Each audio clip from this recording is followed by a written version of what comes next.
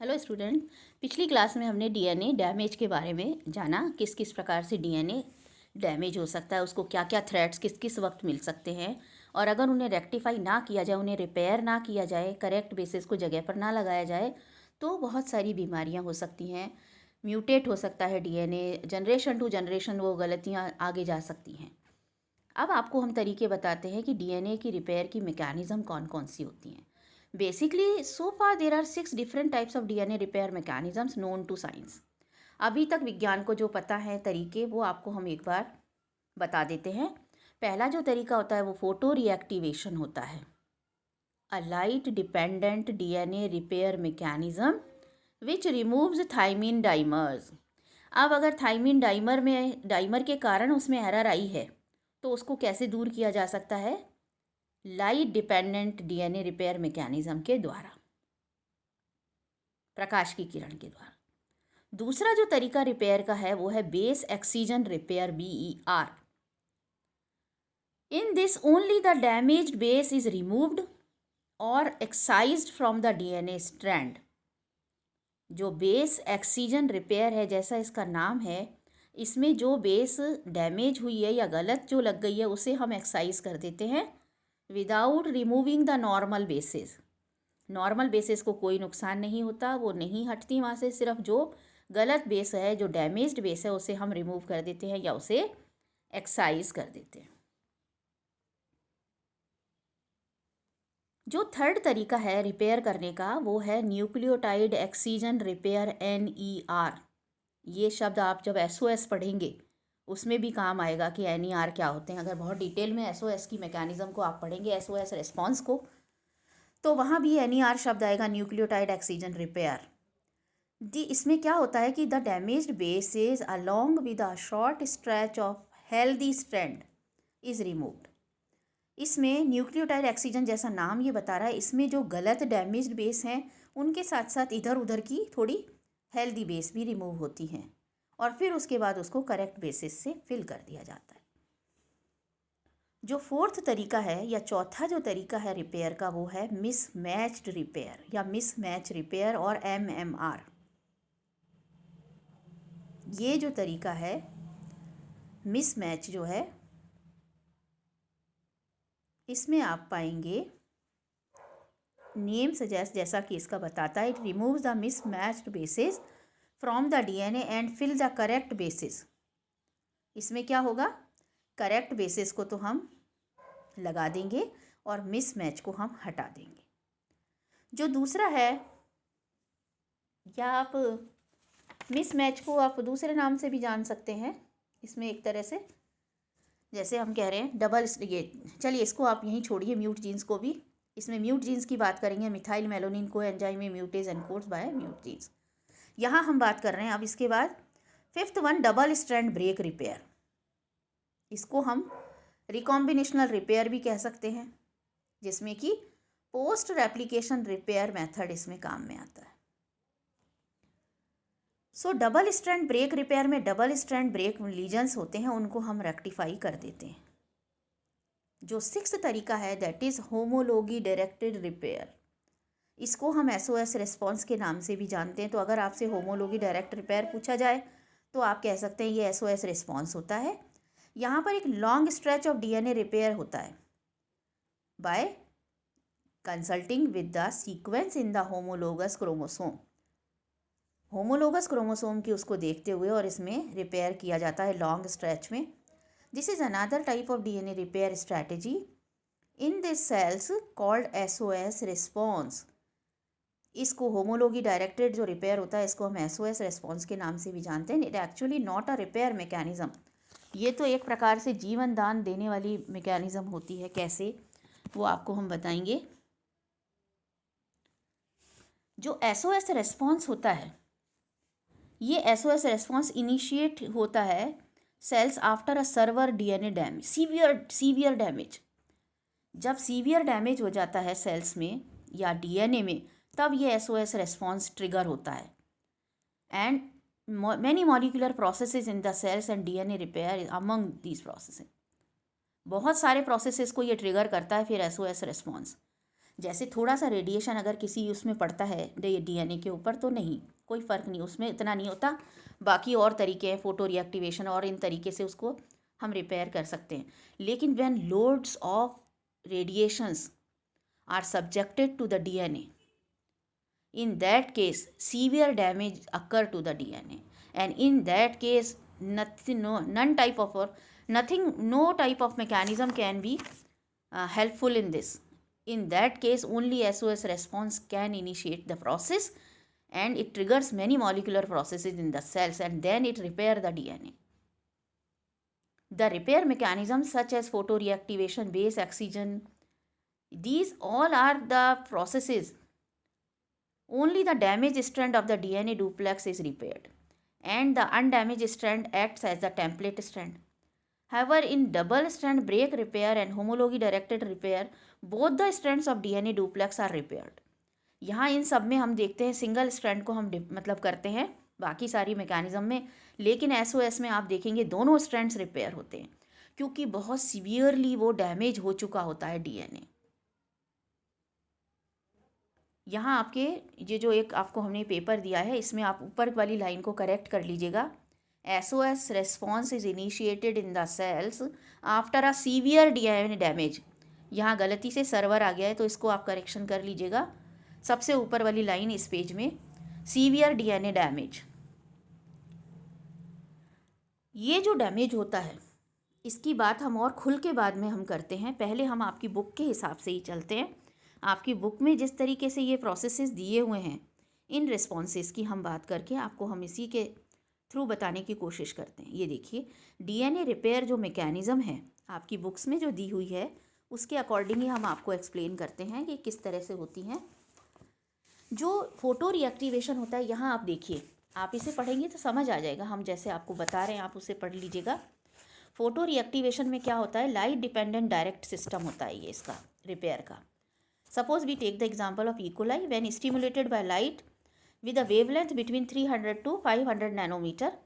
तो क्या होता है, एंजाइम डीएनए फोटोलाइज जो होता है वो पिरीमिडीन के साथ में, पिरीमिडीन डाइमर के साथ बंध जाता है और उसको कन्वर्ट कर देता है back to normal monomeric nucleotides.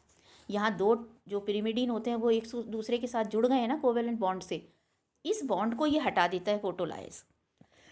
किसकी प्रेजेंस में, विजिबल लाइट की प्रेजेंस में, इतनी नैनोमीटर की। ये देखिए आप इसमें यहाँ चेंज हो गया, एडजेसेंट थाइमिन न्यूक्लियोटाइड बन गए। ये जो स्क्वायर सा है, ये स्क्वायर यहाँ से कोवेलेंट बॉन्ड को दर्शाता है C5C6 में, ये हट गया और यहाँ पर आप देखिए ये नॉर्मल कंडीशन में आ गया, यानी ये रिपेयर हो गया। दूसरा है एल्काइल जो है ट्रांसफरेज। इसमें जो होता है ये जो डायरेक्ट रिवर्सल इसका फॉर्म्स का है, एल्काइलेटिंग एजेंट्स को यूज़ किया जाता है और उनको यूज़ करने के बाद में हम उसको gives direct protection against the lethal and mutagenetic effects.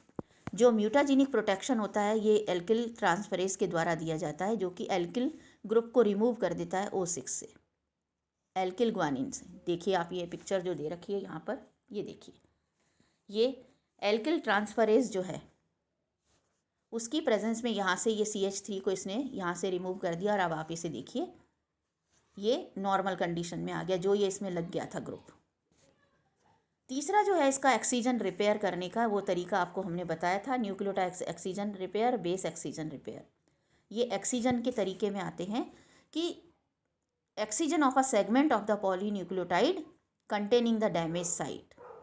जहाँ पर डैमेज साइट मौजूद है उस हिस्से को आप हटा देते हैं। तो इसकी मैकेनिज़्म को आप ये देखिए किस तरह से इसको हटाया जाता है।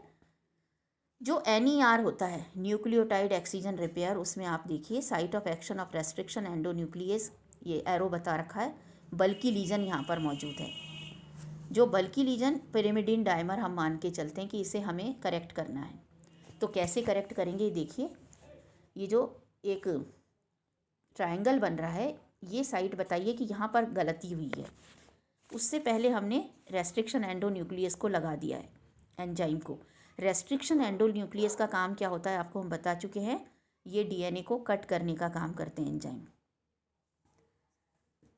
अब एंडोन्यूक्लियस जो क्लीवेज होता है डीएनए ऑलिगोन्यूक्लियोटाइड एंड लीजन, इससे रिमूव हो जाता है एंडोन्यूक्लियस की एक्टिविटी से।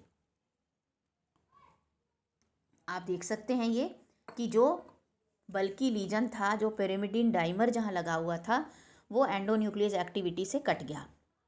कटने के बाद उस गैप को किसने फिल कर दिया? डीएनए पॉलीमरेज ने। गैप तो फिल कर दिया, जोड़ेगा कौन? तो डीएनए लाइगेज ने इसे जोड़ दिया गैप को। इसको हम बोलते हैं न्यूक्लियोटाइड एक्सीजन रिपेयर। इस प्रोसेस को कितनी अच्छी तरीके से आप इसे समझ सकते हैं। आप देखिए, रेस्ट्रिक्शन एंडोन्यूक्लियस ने उस लीजन को हटा दिया, जिसे कि हमने पिरिमिडिन डाइमर नाम दिया था, जो गलती हो गई थी। उस गलती को हटा के हमने पॉलीमरेज से उसको गैप को दोबारा फिल कर दिया, सही उससे बेस से, सही न्यूक्लियोटाइड से। और लाइगेज यानी जो कि मॉलिक्यूलर ग्लू होती है, उससे हमने उन्हें चिपका दिया वापस से, इस गैप को बिल्कुल कंप्लीट कर दिया। Now this is modified base. ये है बेस एक्सीजन रिपेयर। मॉडिफाइड जो बेस है यहाँ पर, वो है मौजूद यहाँ पर। रिकॉग्नाइज्ड किसने करा इसको? डीएनए ग्लाइकोसाइलेज ने, और उसने क्लीव कर दिया इसको। यहाँ पर ए प्यूरिनिक साइट, जो गलत प्यूरिन लग गई थी, उसे हमने हटा दिया, ए प्यूरिनिक साइट बनी। ए प्यूरिनिक साइट को हमने किससे? अंदर बनी है, इसलिए इसको एंडोन्यूक्लियस से हटाया हमने डीएनए में से। देखिए, ये है बेस एक्सीजन रिपेयर। जो गलत बेस यहाँ लग गई थी, उस बेस को अगर वो प्यूरिन है तो उसको हमने ए प्यूरिन कर दिया। आपको पहले हम बता चुके हैं ए प्यूरिनेशन। जब ए प्यूरिनेशन साइट क्रिएट हो गई, उसके बाद में हमने वहाँ क्या किया? एंडोन्यूक्लियस से उसमें कट लगा दिया। कट लगाने के बाद उसको फास्फोडाइस्टेरेज और एक्सोन्यूक्लियस एक्टिविटी कर दी हमने वहाँ पर। और उसके बाद डीएनए पॉलीमरेज जो है, उससे उसे जोड़ दिया, यानी उसको फिल कर दिया वहाँ पर। और डीएनए पॉलीमरेज का काम क्या होता है? जो जगह खाली हुई है वहाँ पर न्यूक्लियोटाइड्स को ऐड कर देना, और उनको जोड़ने का काम कर दिया डीएनए लाइगेज ने। इस प्रकार से वो पूरा जुड़ गया और पूरी तरह से वहाँ पर करेक्शन हो गया। अब है मिसमैच, जो है कि मिसमैच जो आप रिपेयर होता है वो क्या होता है? ये एक तरह का स्पेशलाइज्ड फॉर्म होता है, जिसमें कि कोई बेस अगर गलती से लग गई है रेप्लिकेशन के दौरान या प्रूफ रीडिंग के दौरान, बच गई है गलती से, उसको सही करना डॉटर स्ट्रैंड में। तो करेक्ट सीक्वेंस उसकी हमें लगानी होगी। अगर कहीं पर गलती से बेस जैसे जीटी लग गया है, तो वहाँ पर आपको सीए करना है। तो डॉटर स्ट्रैंड में से हटा लेना, खाली पेरेंट को नहीं छेड़ना। ये एक तरह का मिसमैच रिपेयर होता है। पेरेंट स्ट्रैंड जो है वो फुली मिथाइलेटेड है, लेकिन daughter strand is not methylated शुरू में, क्योंकि बहुत ये एक्चुअली क्या होता है कि जब ये रेप्लिकेशन हो रहा होता है या जब काम हो रहा होता है, तो उस वक्त कुछ समय ऐसा मिलता है, कुछ मिनट्स रेप्लिकेशन से, कि उसका देखिए मिथाइलेशन करने से क्या होता है, वो सुरक्षित हो जाता है। तो जो डॉटर स्ट्रैंड होता है वो कुछ हेमी मिथाइलेटेड होता है, और पेरेंट जो होता है वो पूरे मिथाइलेटेड होते हैं स्ट्रैंड। क्यों होता है? Activities of DNA adenine methylase के कारण, जो क्या कन्वर्ट कर देता है एडेनिन को 6 मिथाइल एडेनिन में in the sequence of 5 prime to 3 prime GATC उसमें। और डीएनए साइटोसिन मिथाइलेज जो होता है DCM, ये कन्वर्ट करता है साइटोसिन को 5 मिथाइल साइटोसिन्स में इन 5 prime CCAGG 3 prime and 5 CCTGG 3 prime. ये इस तरह से आपको ये ध्यान रखना पड़ेगा। ये आपको थोड़ा सा कॉम्प्लिकेट लग रहा है, लेकिन आप पढ़ेंगे तो समझ में आ जाएगा आपको कि ये जो एक प्रकार का डिले होता है, methylation, hemi methylation and complete methylation या semi methylation, between DNA replication and methylation of daughter strand, and during this period the repair system scans the DNA. देखिए कितना खूबसूरती से मैकेनिज्म चलता है रिपेयर का भी। रेप्लिकेशन हुआ, अगर डॉटर स्ट्रैंड में कुछ गलती है, तो ये जो टाइम मिलता है उसको थोड़ा सा मिथाइलेशन के दौरान, उसी वक्त उसको रिपेयर सिस्टम जो होता है वो स्कैन करता है उसको, और जो मिसमैच जो डीएनए होते हैं उनको वो तुरंत से करेक्ट कर देता है। अंडर मिथाइलेटेड यानी अभी मिथाइलेशन नहीं हुआ उसमें डॉटर स्ट्रैंड में, या अभी शुरुआत ही हुई है, तो जहाँ पर भी कोई गलती से मिसमैच होता है उसको तुरंत हटा दिया जाता है। इसको हम बोलते हैं मिसमैच रिपेयर। ये 3 तरह से होता है आपके, जैसे दिया हुआ है लॉन्ग पैच, शॉर्ट पैच में, या बहुत ही छोटे पैच में। और जो लॉन्ग पैच का होता है उसमें 3 प्रकार के मट प्रोटीन्स होते हैं। पहले आप इसको समझ लीजिए ये कि मट प्रोटीन्स क्या होते हैं। मेरे ख्याल से ज़्यादा डिटेल में आपको जाने की ज़रूरत नहीं है, थोड़ा सा आपको इसके बारे में हम बता देते हैं दैट मट प्रोटीन्स आर प्रोटीन कोडिंग, एक प्रकार से मिथाइल मेलोनिन को एंजाइम ए म्यूटेज को हम कहते हैं। जो मट प्रोटीन्स होते हैं ये है मिथाइल मेलोनिन को एंजाइम ए म्यूटेज। ये देखिए इसी में आप पढ़ेंगे तो ये मट प्रोटीन के बारे में हमने बता रखा है। मिथाइल मेलोनिन को एंजाइम ए म्यूटेज, ये इसलिए आपको बाद में हमें ध्यान आया कि आपको शायद बुक में ये नहीं मिलेगा। ये जो जीन्स होते हैं ये actually mitochondrial enzyme methyl melanin होता है को एंजाइम ये उसको ये एनकोड करते हैं मट जीन। ह्यूमंस में भी ये जो प्रोडक्ट होते हैं इसके विटामिन B12 जो होता है डिपेंडेंट एंजाइम सिस्टम वो ये ऑपरेट करते हैं, जो कि कैटेलाइज करता है आइसोमराइजेशन ऑफ मिथाइल मेलोनिन को एंजाइम A2 सक्सिनाइल को एंजाइम ए। और दूसरी स्पीशीज़ में ये एंजाइम होता है वो उसके अलग अलग फंक्शंस होते हैं। अगर इसमें म्यूटेशन हो जाए तो ये वेरियस टाइप के मिथाइल मेलोनिक एसिड यूरिया को प्रोड्यूस करते हैं जो कि बीमारियां होती हैं। MMUT is a protein coding gene. Disease associated with this include methyl malonic aciduria. Due to this malonin deficiency enzyme deficiency methyl malonic acidemia भी हो जाता है। Among its related pathways are metabolism of water soluble vitamins and cofactors and glyoxylate and decarboxylate metabolism। ये सारा इसका बताया है कि अगर इसमें कोई भी चेंज आ जाता है जीन में तो किस प्रकार की बीमारियां हो जाती हैं। ऑल्दो ये नहीं पूछा जाएगा आपसे, just for the sake of information और नॉलेज आपको हम बता रहे हैं कि कहीं ऐसा नहीं हो आप मट जीन पढ़ें फिर कहें कि बताया नहीं गया आपको। तो ये एक प्रकार से माइटोकॉन्ड्रियल एंजाइम होते हैं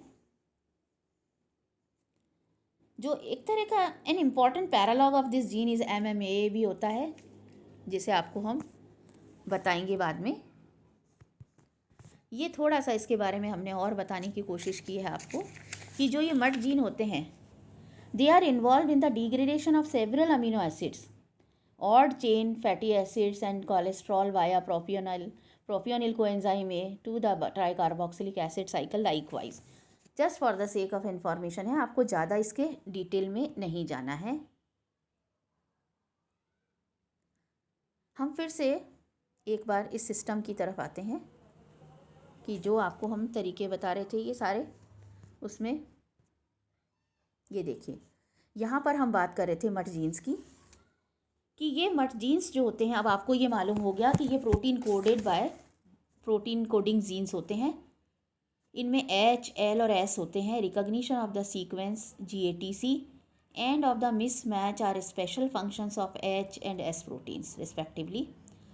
L का अभी तक फंक्शन हमें मालूम नहीं हुआ है। H protein actually cleaves the अनमिथाइलेटेड strand. जो ये देखिए यहाँ पर फर्स्ट जो है H एंड S जो है वो रिकॉग्नाइज करते हैं GATC स्ट्रैंड को एंड मिसमैच बेस पेयर को। जब ये इसको रिकॉग्नाइज कर लेते हैं उसके बाद में जो H होता है देखिए सेकंड रो में Mut H cleaves DNA at mismatch. जहाँ मिसमैच जो नज़र आता है उसको ये काट देता है। जो हेलिकेज सेकंड होता है और एक्सोन्यूक्लियस फर्स्ट होता है वो रिमूव कर देता है सेगमेंट को। देखिए यहाँ रिमूव कर दिया गया है इस सेगमेंट को, जहाँ C ऊपर लिखा हुआ था फर्स्ट उसमें स्ट्रैंड पे, उसको इसने रिमूव कर दिया हेलिकेज और एक्सोन्यूक्लियस ने।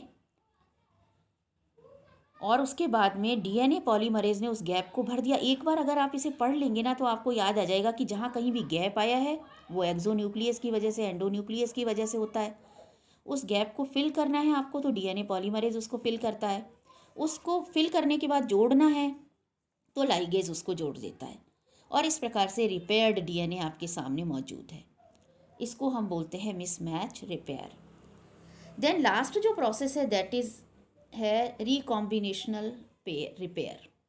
जो रिकॉम्बिनेशनल रिपेयर होता है इसी को हम एक तरह से ये जो है जो आपको बात की थी डबल स्ट्रैंड ब्रेक रिपेयर, इसको भी कहते हैं हम। इसमें one strand of the double stranded DNA by retrieving a homologous single strand from another double stranded DNA। Actually it is a post replication repairing method. जो अगर आपसे एग्ज़ाम में पूछ लिया जाए भाई बताइए आप कौन सा है पोस्ट रेप्लिकेशन रिपेयर मेथड या रिकॉम्बिनेशनल रिपेयर या डबल स्ट्रैंड ब्रेक रिपेयर, तो आप इसका नाम दे सकते हैं ये तीनों नाम एक ही के हैं, double strand break repair, recombinational repair और पोस्ट रेप्लिकेशन रिपेयर मेथड। इसमें जब एक डैमेज हो जाता है तो पायरिमिडीन डाइमर्स जो होते हैं वो एक स्ट्रैंड पर मौजूद होते हैं, डबल हेलिक्स के एक स्ट्रैंड पर। तो जो डाइमर होता है वो प्रिवेंट कर देता है डैमेज साइट को टेम्पलेट की तरह काम करने से। तो वहाँ की जो बाईपास एक तरह से the replication fork is forced to bypass this damage site resulting in a gap in the newly synthesized strand. The other parental strand forms a normal complementary strand, जबकि ये वाला स्ट्रैंड जो होता है जहाँ पर डैमेज हुआ होता है वो फिर छूट जाता है उतनी जगह। तो ये जो gap opposite the damage site in one double strand is filled by taking the homologous single strand of DNA from the normal duplex. ये देखिए, ये वाला जो तरीका है, यहाँ देखिए आपको ये समझ में आ जाएगा रिकॉम्बिनेशनल किस प्रकार से इसमें डबल स्ट्रैंड ब्रेक रिपेयर होता है। यहाँ ये जो पिरिमिडीन डाइमर है एक स्ट्रैंड में है, देखिए यहाँ दूसरा नॉर्मल स्ट्रैंड है, नीचे जो गैप ऑपोजिट डैमेज डीएनए में आ रहा है, यहाँ पर रेप्लिकेशन के बाद में यहाँ गैप हुआ, उसको नॉर्मल कॉपी ऑफ डीएनए से उसको फिल कर दिया गया।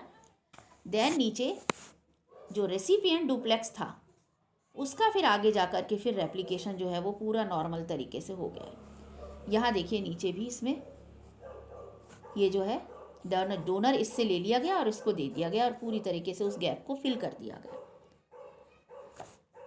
इसमें donor duplex has a normal parental strand facing a gap which can be filled by a repair system, and the recipient's duplex has also a normal single strand which helps DNA polymerase to fill the gap after excision of damaged nucleotides। यानी कि आप किस तरह से एक strand से दूसरे strand को दे करके आप उसको रिकॉम्बिनेशन में रिपेयर कर सकते हैं कि अगर उसके पास में नहीं है तो उसको हम हटा लेंगे, लेकिन उसकी जगह पर दूसरे को फिल कर दिया गया है। ये देखिए डोनर डुप्लेक्स से रेसिपिएंट डुप्लेक्स को दे दिया गया टुकड़ा। सो लाइकवाइज इस तरह की रिपेयरिंग मैकेनिज्म भी होती है। एक लास्ट जो मैकेनिज्म है that is homology directed repair और SOS response is the most important one to save the life of an organism. क्योंकि ये जो एसओएस है, SOS you know the meaning, medical science में भी एसओएस में दी जाती हैं कई दवाइयाँ, जैसे हम कहते हैं ओडी यानी एक टाइम, बीडी यानी 2 टाइम, इस तरह से दी जाती हैं मेडिसिन। कई बार लिख दिया जाता है कुछ मेडिसिन या टैबलेट्स के आगे एसओएस। तो एसओएस का मतलब होता है एज एंड व्हेन रिक्वायर्ड। तो डीएनए की जो मैकेनिज्म होती है, डीएनए को जो एक रिपेयर करना होता है, जब डीएनए में बहुत सीवियर डैमेज हो जाता है कि ये जो अबव मेंशन जो प्रोसेसेस आपको हमने बताए इनमें से एक भी काम नहीं करेगा उस वक्त। जैसे आपको शुरू में बताया था कि बहुत ज़्यादा लोड्स ऑफ अगर यूवी रेडिएशन या किसी लीदल रेडिएशंस का उस पर इफ़ेक्ट हो रहा है जो कि उसके लिए घातक हो सकते हैं, ऐसी स्थिति में आप सोच के देखिए जैसे कि हम किसी परेशानी में होते हैं तो हमारा चारों तरफ से हम सोचने लग जाते हैं कैसे हम उससे बचें। ठीक उसी प्रकार से जब ज़्यादा सीवियर डैमेज डीएनए को हो जाता है तो फिर वो एक प्रकार से एक रेस्पॉन्स उसमें इंड्यूस हो जाता है। जब एक्सटेंसिवली डैमेज हो जाता है उसका डीएनए, और उसमें डीएनए रिपेयर और म्यूटाजेनेसिस जो सिस्टम्स होते हैं वो पूरी तरीके से उसके काम आते हैं। बेसिक जो इसकी mechanism is very simple, because the key regulatory elements जो एसओएस के होते हैं they are, one is repressor called lexA repressor and the recA protein. ये 2 प्रकार के इसके रेगुलेटरी एलिमेंट्स होते हैं जो इसको रेगुलेट करते हैं इस प्रोसेस को। इकोलाई का अगर हम एग्जाम्पल लें, so any block to DNA replication caused by DNA damage produces a signal. जैसे ही डैमेज होता है सिग्नल होता है that activates the E coli recA protein. जैसे ही ज़्यादा उसमें सीवियर डैमेज हो जाता है डीएनए में तो तुरंत उसको वो कहते हैं भाई आप इसमें डैमेज हुआ है, तो उसको सिग्नल जैसे ही मिलता है तो रैक ए प्रोटीन जो होता है वो रेगुलेटरी जो प्रोटीन होता है वो एक्टिव हो जाता है और ये कॉज करता है ऑटो कैटेलिटिक प्रोटियोलिटिक क्लीवेज। देखिए आपको हम अभी इतना डिटेल में हम जाना नहीं चाहते, लेकिन फिर भी आपको हम बताते हैं कि सपोज़ करिए आप कि जो एसओएस रेस्पॉन्स होता है वो एक ग्लोबल रेस्पॉन्स होता है डीएनए डैमेज के लिए, जिसमें कि सेल साइकिल अरेस्ट हो जाती है, डीएनए रिपेयर म्यूटाजेनेसिस इंड्यूस हो जाते हैं। और इस सिस्टम में आपको बताया हमने रैक ए प्रोटीन काम करता है, लैक्स ए और recA. So SOS response has to जो key antagonistic regulatory proteins like LAX-A which has negative effect and RAC-A positive, और इन्हीं के एक्सप्रेशन से कंट्रोल होते हैं। जो SOS इंड्यूसिबल DNA पॉलीमरेज होता है, पॉलीमरेज 2 या पॉलीमरेज बी भी कहते हैं इसको, और पॉलीमरेज 4th डिन बी भी कहते हैं उसको हम, ये दोनों इन्वॉल्व होते हैं एरर फ्री करने में और उसको म्यूटाजेनिक ट्रांस एक तरह से लीजन सिंथेसिस करने में। ये ज़्यादा डिटेल नहीं, ये ओपेरॉन है एक प्रकार से LAX-A RAC-A। जो LAX-A होता है वो रिप्रेस करता है, यानी एक्सप्रेशन को स्टॉप करने का काम करता है, और RAC-A जो है वो इंड्यूस करता है SOS को। तो जो अभी जो बात आपसे हम कर रहे थे वो यही बात थी कि ये जो कह रहा है कि एक्टिवेशन ऑफ RAC-A, क्योंकि RAC-A पॉजिटिव रिस्पॉन्स रखता है और ये क्या करता है, LAX-A जो होता है जो रिप्रेस करने वाला होता है उसको दबा देता है, और इसके कारण क्लीवेज हो जाता है स्पेसिफिक पेप्टाइड बॉन्ड में, और उससे क्या होगा, LAX-A को रिप्रेस करके ये रेगुलेट करेगा ट्रांसक्रिप्शन को, और सारे SOS जीन जो इसके होते हैं, हम डिटेल में नहीं जाएंगे, जो आपकी बुक्स में नहीं है और आपको भी ज़्यादा इसके डिटेल में नहीं जाना, पर जीन्स होते हैं इसके जैसे UMUC, UMAM, UB, UVE, ABC, इस तरह के बहुत सारे इसके जीन्स होते हैं जिस वक्त ट्रांसक्रिप्शन हो रहा होता है।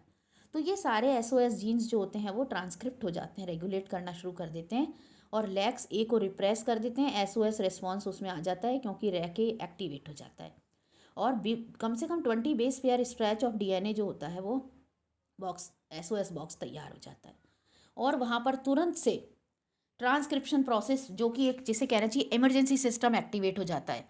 ट्रांसलेशन DNA सिंथेसिस शुरू हो जाता है, जो पॉलीमरेज 5th होता है एंजाइम उसके द्वारा, यानी वैसे ट्रांसलेशन नहीं हो पा रहा वहाँ, यहाँ सीधा फटाफट ट्रांसलेशन होना शुरू होता है, प्रोटीन्स की कोडिंग शुरू हो जाती है क्योंकि जान पर बनाई है उसकी। तो SOS रिस्पॉन्स के दौरान जो DNA के डिफेक्ट्स को दूर किया जाता है या कोशिका को सर्वाइव करने की एक कोशिश की जाती है, उसको हम बोलते हैं SOS रिस्पॉन्स। और ये रिस्पॉन्स कब एक्टिवेट होता है, जबकि सीवियरली डैमेज हो जाता है DNA। So these are few repairing mechanisms to repair DNA। I hope कि आपको समझ में आ गया होगा आज किस तरह से इसमें रिपेयर होता है।